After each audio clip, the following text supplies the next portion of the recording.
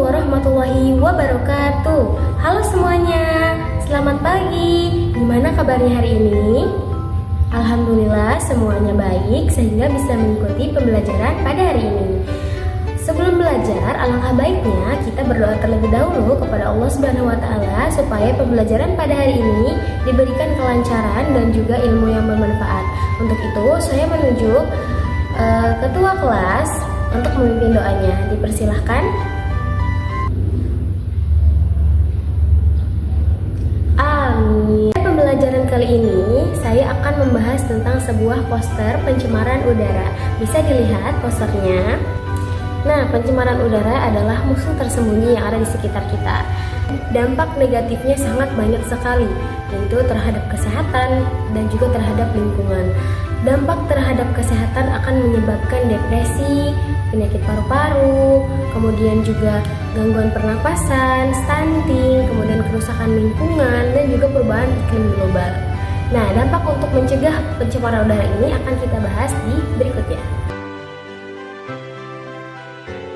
Pada pembelajaran kali ini, di pencemaran udara itu terdapat peta konsep. Yang pertama akan membahas definisi pencemaran udara, yang kedua akan membahas sumber pencemaran udara, yang ketiga akan membahas dampak dan penyebab pencemaran udara, yang keempat akan membahas jenis-jenis dan faktor-faktor pencemaran udara, dan yang terakhir, yang kelima akan membahas upaya untuk mencegah pencemaran udara. Nah, selanjutnya kita akan membahas tentang definisinya terlebih dahulu. Oke, definisi pencemaran udara. Adakah yang tahu pencemaran udara itu apa? Pencemaran udara adalah kondisi di mana udara tercemar oleh zat-zat fisik, zat-zat kimia atau biologi yang sangat berbahaya bagi kesehatan makhluk hidup dan juga lingkungan.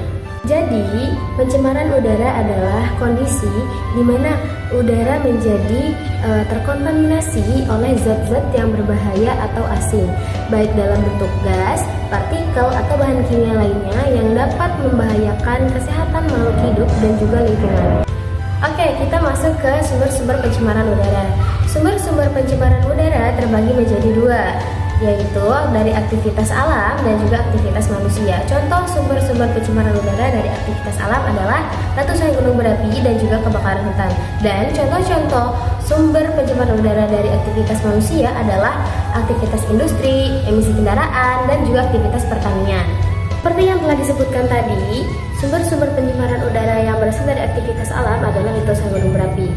Letusan gunung berapi mengandung abu vulkanik, gas sulfur dioksida, hidrogen sulfida, dan juga partikel lain yang sangat berbahaya bagi kesehatan kita. Kemudian sama halnya dengan kebakaran hutan.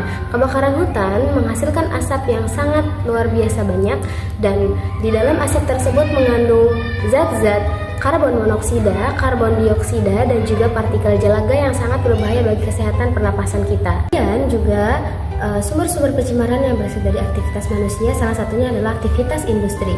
Aktivitas industri merupakan salah satu penyumbang terbesar polusi udara.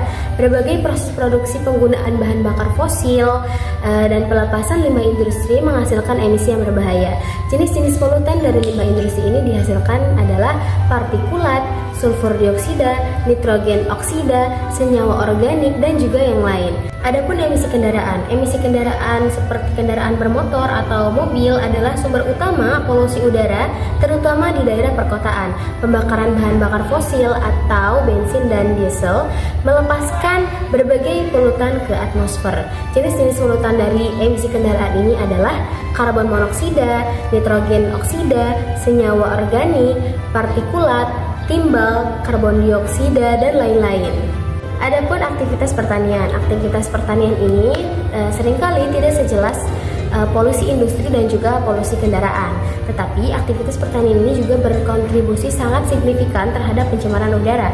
Nah, jenis-jenis polutan dari aktivitas pertanian adalah amonia, metana, nitrous oksida, partikulat, pestisida, dan herbisida. Oke, kali ini kita akan masuk ke pembahasan tentang dampak pencemaran udara. Dampak pencemaran udara terbagi menjadi beberapa bagian, yakni dampak terhadap manusia, dampak terhadap hewan, dampak terhadap tanaman, dan juga dampak terhadap lingkungan.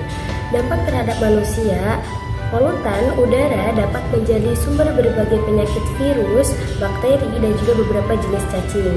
Dampak pada hewan akan menimbulkan keracunan kronis untuk beberapa jenis hewan dan dapat terkontaminasi melalui pakan yang telah tercemar. Dampak pada tanaman akan mengakibatkan tingkat produktivitas tanaman tersebut akan menurun. Kemudian dampak terhadap lingkungan akan memberikan perubahan estetika pada logam, tanah, kayu, batu, dan lain-lain, memicu terjadinya hujan asam dan juga efek rumah kaca. Setelah dari kita membahas tentang dampak-dampak pencemaran udara, kini kita akan membahas tentang penyebab pencemaran udara. Penyebab pencemaran udara secara umum terbagi menjadi dua. Yang pertama dari faktor internal dan juga yang kedua dari faktor eksternal. Contoh dari faktor internal seperti debu-debu yang berterbangan akibat tertiup angin dan juga debu yang dikeluarkan dari letusan gunung berapi. Dan ada pula proses pembusukan sampah organik. Tadi kita membahas tentang faktor internal, sekarang kita masuk ke faktor eksternal. Faktor eksternal atau ulah dari manusia, seperti hasil pembakaran bahan bakar fosil, kemudian debu dari kegiatan aktivitas industri, dan juga pemakaian zat-zat kimia yang terlalu berlebihan yang disemprotkan ke udara, itu menjadi salah satu penyebab dari pencemaran udara. Kini kita akan membahas tentang jenis-jenis pencemaran udara. Nah, jenis-jenis pencemaran udara terbagi menjadi dua jenis. Yang pertama itu adalah pencemaran primer. Pencemaran primer adalah polutan yang berasal langsung dari sumber pencemar. Dan ada pula pencemaran sekunder. Pencemaran sekunder adalah polutan berasal dari reaksi polutan yang ada di udara. Zat-zat yang menyebabkan terjadinya pencemaran udara yang berbentuk fisik umumnya berupa gas dan juga partikel. Di antaranya adalah senyawa karbon, senyawa sulfur, dan juga senyawa halogen. Itu semua adalah zat-zat yang sangat berbahaya jika terhirup oleh pernapasan kita dan akan menyebabkan berbagai jenis penyakit, mulai dari penyakit ringan hingga mengancam jiwa. Selain berbahaya bagi kita sebagai manusia, gas-gas dan partikel tersebut sangatlah berbahaya bagi lingkungan, tanaman, dan juga hewan. Setelah dari jenis-jenis pencemaran udara, kini kita akan membahas tentang faktor apa saja yang dapat mempengaruhi pencemaran udara. Di antaranya adalah sebagai berikut. Yang pertama adalah kelembaban, yang kedua suhu, dan juga pergerakan udara. Setelah yang disebutkan tadi, kelembaban menjadi faktor penyebab tersebarnya polusi udara. Kelembaban tinggi bisa mempercepat reaksi kimia antar polutan dan membentuk polutan sekunder yang lebih berbahaya, seperti pembentukan asam sulfat dan juga air. Jikalau terbentuk akan menyebabkan hujan asam. Kemudian uap air dapat berkondensasi pada partikel polutan dan membentuk kabut atau kabut asap yang mengurangi jarak pandang dan dapat membawa partikel tersebut lebih jauh. Suhu juga merupakan salah satu faktor tersebar luasnya pencemaran udara. Suhu yang lebih tinggi pada umumnya dapat mempercepat reaksi kimia di atmosfer, termasuk reaksi yang membentuk polutan sekunder seperti ozon pada permukaan. Ada pula suhu juga dapat mempengaruhi ketinggian lapisan batas atmosfer, yaitu lapisan di mana polutan bercampur. Jika lapisan batas rendah atau umumnya saat suhu lebih dingin atau inversi, maka polutan akan terkonsentrasi di volume udara yang lebih kecil. Angin adalah salah satu faktor yang dapat menyebarluaskan polutan di udara. Angin ini berfungsi sebagai pengencer alami. Angin yang kencang akan menyebarkan polutan lebih luas dan jauh sehingga mengurangi konsentrasi di satu lokasi. Angin juga dapat membawa polutan dari satu daerah ke daerah yang lain, sehingga polutan itu akan menyebar lebih luas dan juga dapat melintasi batas negara. Nah, pergerakan udara yang bergejolak atau turbulen ini membantu mencampur polutan secara vertikal dan horizontal, sehingga dapat menyebarkan lebih efektif. Nah, sekarang kita akan masuk ke pembahasan yang terakhir, yaitu upaya untuk mencegah pencemaran udara. Untuk mencegah pencemaran udara atau dampak negatif dari pencemaran udara dapat dilakukan upaya preventif, yaitu diantaranya adalah kurangi kendaraan bermotor. Nah, untuk zaman sekarang ini sudah banyak kendaraan-kendaraan yang bermodalkan listrik, seperti ada sepeda listrik, kemudian ada motor listrik, bahkan sampai mobil listrik. Nah, untuk mengurangi dampak pencemaran udara, kita bisa menggunakan kendaraan-kendaraan yang sudah menggunakan listrik. Kemudian yang kedua ada mengganti sumber energi yang ramah lingkungan. Sumber energi yang ramah lingkungan berarti tidak mengeluarkan zat-zat yang sangat berbahaya bagi kesehatan kita. Seperti tadi, kendaraan yang sudah bermodalkan listrik seperti sepeda listrik, motor listrik, dan juga mobil listrik. Ketiga, kita dapat menggunakan kendaraan yang hemat energi. Contohnya seperti bersepeda. Bersepeda tidak menggunakan baterai dan juga tidak menggunakan bahan bakar. Bersepeda akan membuat kita sehat. Nah, itu juga salah satu upaya untuk mencegah pencemaran udara.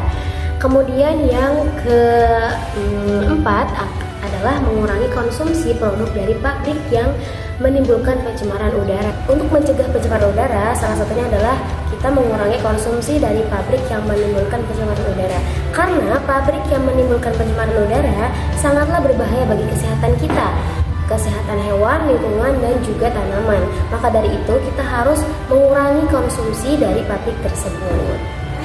Yang terakhir, yang kelima adalah melakukan penghijauan kota seperti menanam berbagai tanaman, misalnya pohon mangga atau tanaman-tanaman seperti bunga-bunga dan yang lain sebagainya. Oke, berakhir sudah materi pembelajaran yang saya jelaskan dari awal sampai akhir ini tentang pencemaran udara. Terima kasih sudah mau mendengarkan dan juga memperhatikan apa yang telah saya sampaikan. Untuk itu, kurang lebihnya mohon maaf. Billahi taufiq wal hidayah. Wassalamualaikum warahmatullahi wabarakatuh. Happy House, bye bye.